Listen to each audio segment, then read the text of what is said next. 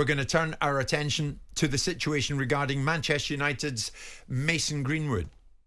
Now, in February, the UK's Crown Prosecution Service dropped charges of attempted rape, assault and coercive control against Greenwood, concluding there was no longer a realistic prospect of conviction after key witnesses withdrew. 21-year-old Greenwood denies all charges. His last match for Manchester United was back in January 2022. Since dropping the charges, the dropping of the charges, Manchester United have been undertaking their own internal investigation. Yesterday, a report in The Athletic detailed how Chief Executive Richard Arnold had told the executive leadership group that United had planned to bring Greenwood back.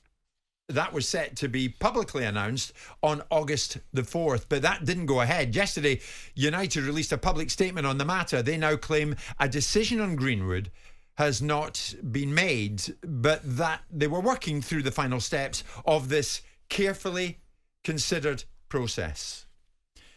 There's a fair bit to discuss here, Simon. How much longer can they afford to delay the decision on Greenwood? And whatever the decision, what's the scale of divisiveness here?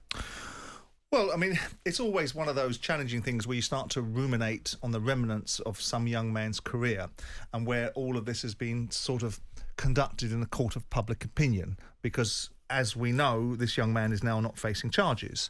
Now, lots of us will have heard the audio that was played at the time, and so people will have formed their view.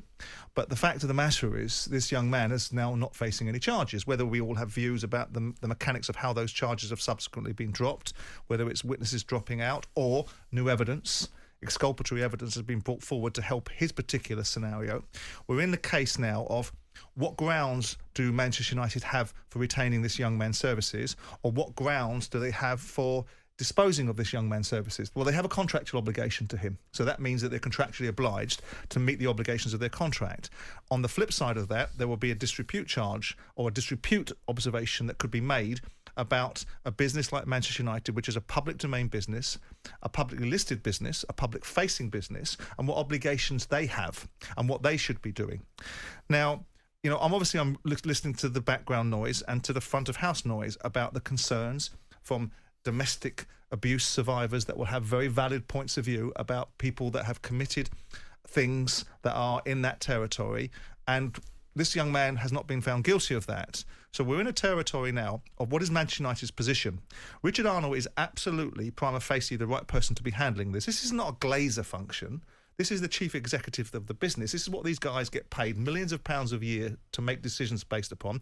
They're the guys that are running the business on the ground. What the Glazers are doing are watching their share price and profiting off the opportunity of a deal that they did 17 years ago. They're not running the business. So Arnold is the right person to do it. And of course, even more so if you're one of the owners by ultimately saying, I don't really want too much of this. I'm going to let the guy that I pay to run this business deal with the PR side of this. Would you do that? Would you delegate this decision?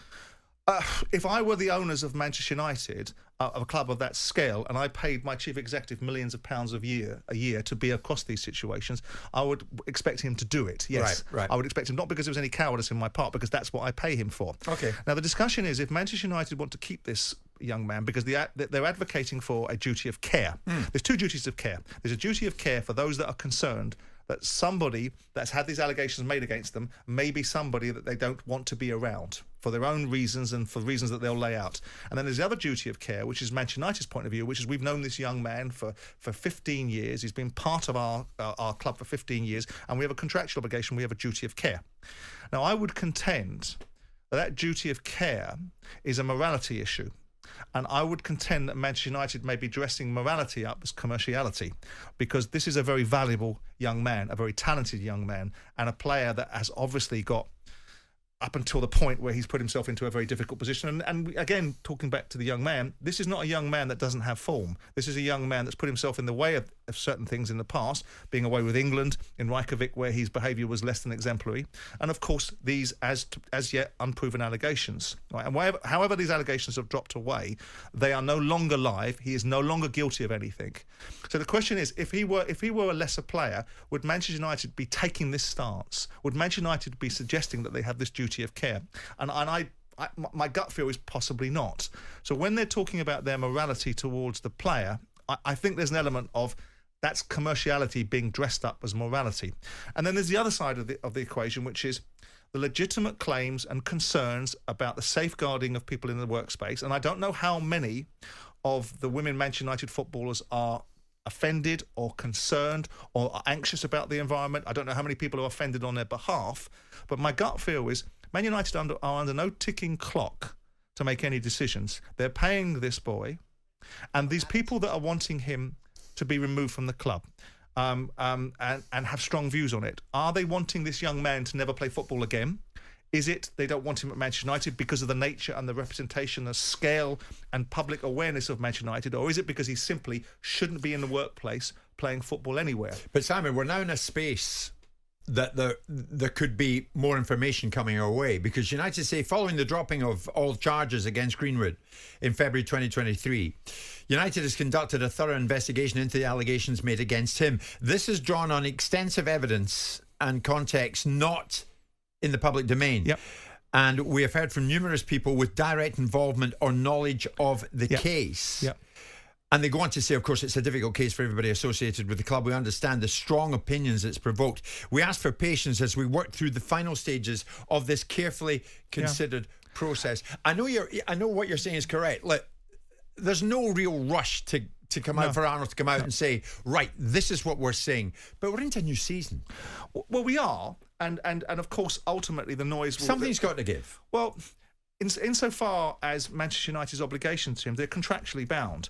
Now, Manchester United can easily fix this particular conundrum. They can pay the player up and release him from his contract and let him go about his business, right? So it's easily fixed. It's going to cost them about £6 or £7 million, which, in the great scheme of things, in the normal world, humongous amounts of money. In the football world, small beer. So they can fix this problem if they want to. So they can, if they don't want to be in the eye of a debate about the morality of whether this young man, because of the allegations against him, and they are allegations, they've not been substantiated, we all have our view, and the CPS, it must be also made clear that he hasn't been cleared of the allegations. The fact of the matter is that witnesses have been dropping away and new evidence has been found. And the charges were dropped. So we are in a territory where do we convict people in the court of public opinion, or do we convict them under the eyes of the law? I would suggest that we need to convict people through the eyes of the law. Otherwise, we have a kangaroo court society. And be careful what you wish for when it comes to the bottle spin someone else's way. I mean, should we imagine that at the moment, if you're a fly in the wall of Richard Arnold's office, does it come down basically to, now, if we have him back, what's the reaction going to be like? Let's get serious about this. What kind of reaction is there going to be? That basically is what it comes down to, isn't it? Well, we know what the reaction is going to be from certain sections of the media and certain sections of the football family, i.e. the fans.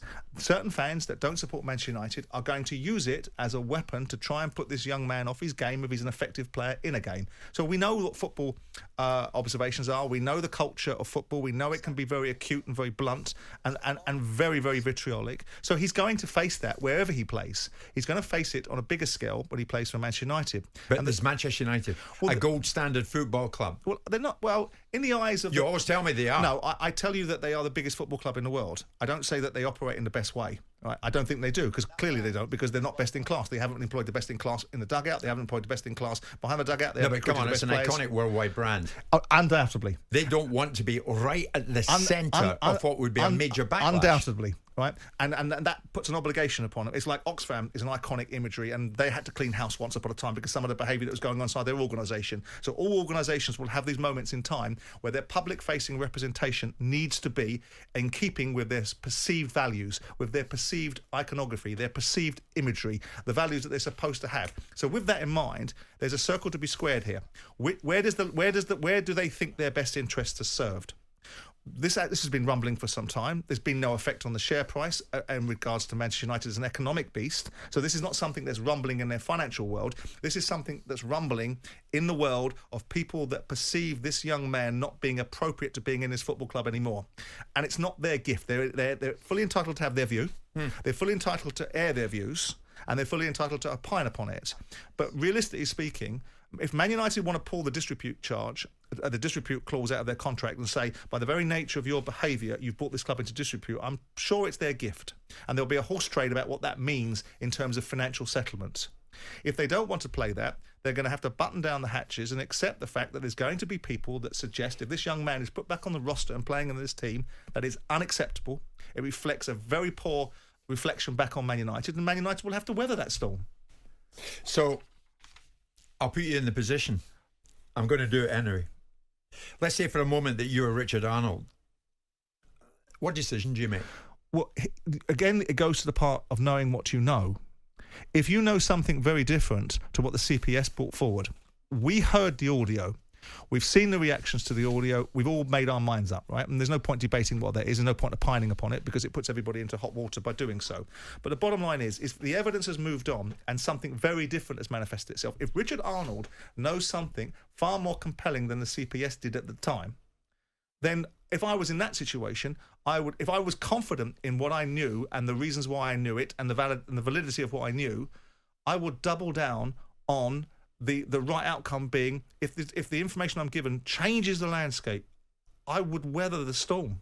Because we live in a society where it's not appropriate for people that don't know all the facts to shout people out of jobs, shout people out of livelihoods. It's part of a council culture. There's far too much going on of it. Weather the storm. You'd keep him at the club. If I knew something different, if you knew than something the prima different, facie stuff that we know out there right now, if my evidence was something very different to what the CPS initially started with, and I have a far more compelling route, I'm not going to be dictated to by those that don't know, because some of those people that don't know have an agenda. They want to advance a cause, a perfectly legitimate cause, a perfectly valid agenda, but necessarily may not be appropriate for this environment. Everything is about the optics of something.